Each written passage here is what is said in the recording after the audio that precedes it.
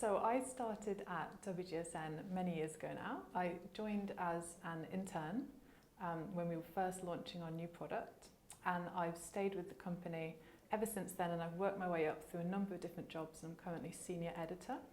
I think the company is really good at giving you progressively more responsibility and really nurturing you and building your career. I wouldn't actually have thought when I started as an intern that I would have got this far within one company. But I think within content you find a lot of people who have stayed for a long time and have really progressed their way upwards, because it is that kind of environment where you can do that.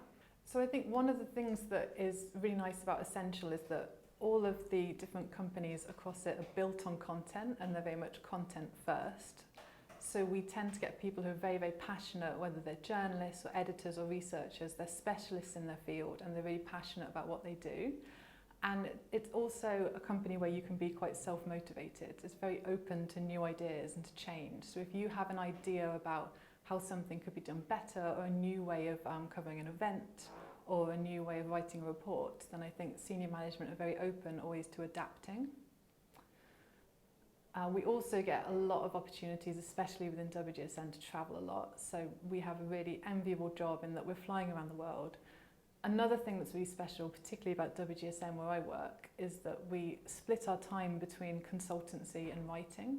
So it's a very, very varied job, and you'll never get bored. So people say to me, how come you've stayed here for upwards of 7 years? It's because every 6 months, every year, your job will change, it will progress, it will evolve slightly. So you don't feel like you've been stuck doing one thing for a number of years. So my advice would be for someone coming into content at Ascential is really be curious, find out about all the different companies across the group, because there's a huge amount of different companies with different content roles in each one. And for example, if you're working at one company, you can reach out to the content team at another and find out what you can learn from them, because actually, for example, between a fashion company and people that host a money conference, you might think there's not many parallels, but really we can all learn from each other.